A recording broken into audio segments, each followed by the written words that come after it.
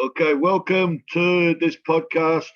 I'm Kieran James from Busuk Chronicles, and at this podcast, we'll be talking about an EP released in April 2021 by the band called Spellforger.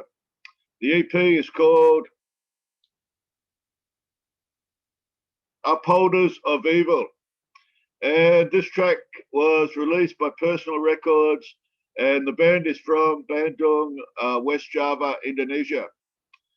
And we'll have a look at the EP itself and also some of the history of the band and the band members. And we'll trace some of the roots of some of the members through Metal Archives and the band pages. So, what is really interesting and impressive to me about this EP is that it's based on an old style of metal, the black thrash style of the mid 80s. And of course, albums such as Slayer, Show No Mercy, Halloweights, Creator, Pleasure to Kill. So it's bringing back memories of this old style of um, very exciting black thrash with aspects that were really kind of like developed in that early 80s. So it's a style that was synonymous or recalls that time period for us. And they play with a lot of passion, and the recording and the mixing is extremely well done, bringing up all of the instruments properly, but at the same time, it's a very thin and a very dry production um, by Fakri Ismail, the producer. So it's a thin production, it's a dry production, but it captures the aspects that we look for in black thrash of that time, of that generation.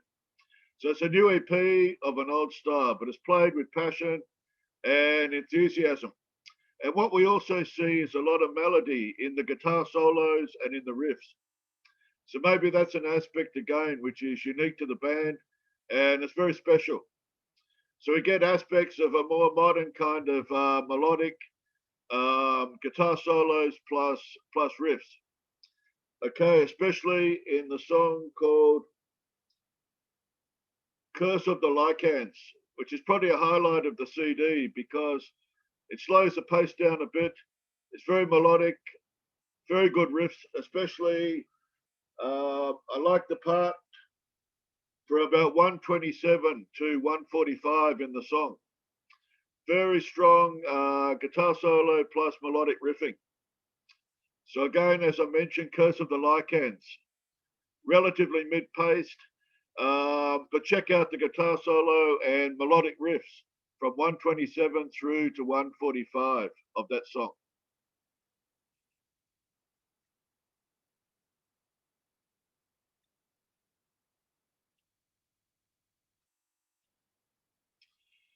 So I'll take you through some of the history of the band. We look at Spellforger, formed in the year 2020, and there was a single released in 2020, Pestilentia, which is the last song on the CD, on the EP. And we have the EP, Upholders of Evil, released in 2021.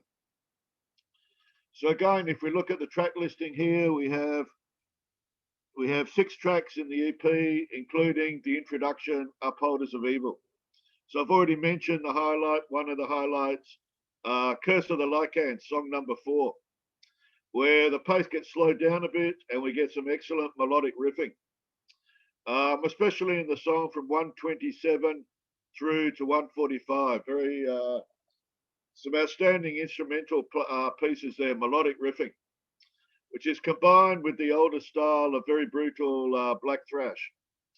Okay, so going back to the time period in metal when extremity was being developed through thrash metal, and the lyrical content coming from black metal and traced to bands such as Venom and Sarcophago. So we see here this sort of style being recreated, but it appears fresh. It's very exciting. It's an easy listen to. It doesn't outstay its welcome, and we get a very consistent sound. And we can see a lot of self-confidence and a lot of dedication to their craft among the musicians. And the production, as I mentioned, extremely strong because suitable to the style, relatively thin, relatively dry, but we can hear the instruments. It's relatively modern in that way. And I got a message from the producer. So the producer, Fahmy, he mentioned how it was relatively raw production, which allowed him to focus more upon the creative side. And full marks he mentioned to the band members for paying for the studio time and the production. Paying on time, which is not easy due to the lockdown and the financial pressures people face. Okay, so if we look at the lineup here, so we have like a relatively unique combination. I'll come to the vocals shortly. We have Short, Lotchahort, also known as Yaya, on the drums. And he's a 42-year-old veteran of the Bandung black metal scene. He played on the album by Neurotic of Gods, dating back to 2002.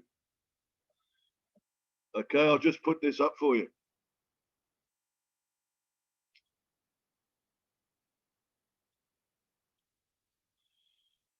Okay, so if we look at Neurotic of Gods, they're a legendary, old school traditional black metal band from Bandung, Indonesia, and this is a first generation band. Similar to the death metal bands such as Disinfected and Forgotten and Jasad and Jihad. So we see Neurotic of Gods was formed as long ago as 1996, so one of the very few original black metal bands in Bandung, Indonesia.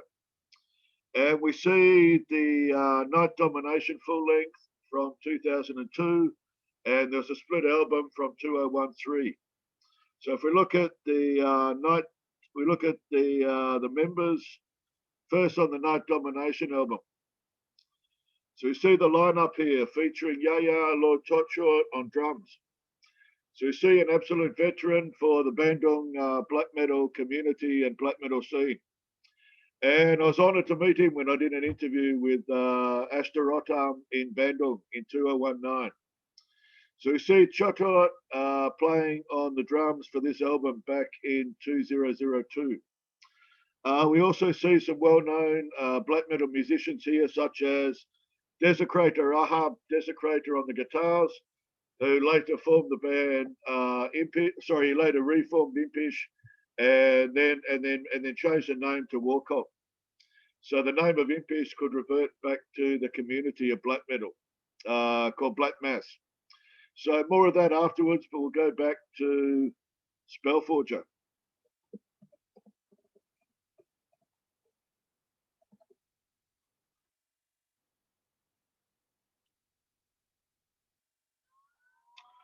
So if we look again at the members of Spellforger.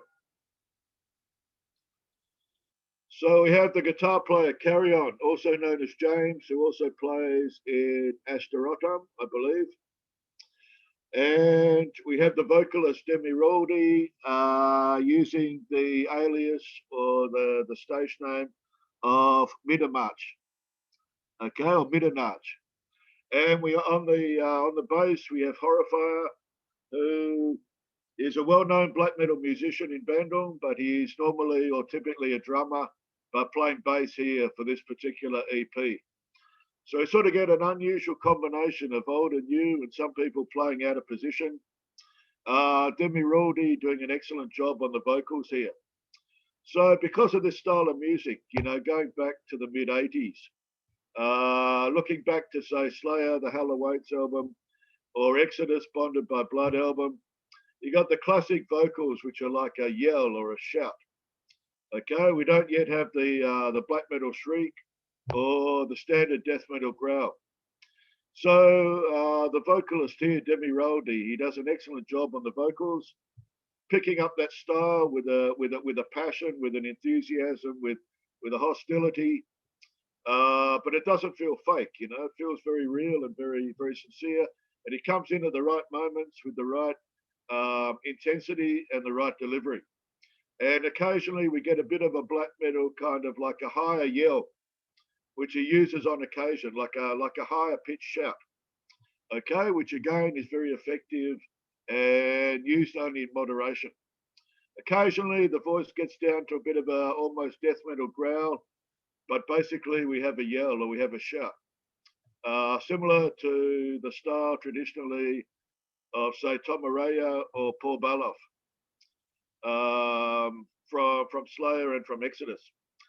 So again, a really good job done here by Demi Rorty, and the melodic guitar playing, melodic guitar solos and riffs from Carry On, from James.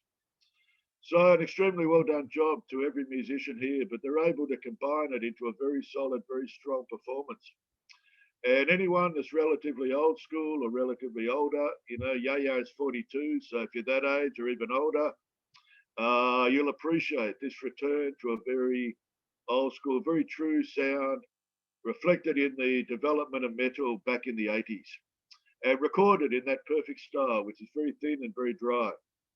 So it's atmospheric at the same time. It's not too lush. It doesn't go towards like a kind of power metal or Blind Guardian production, nothing like that. It's still kept very, very dry, very thin, very simple.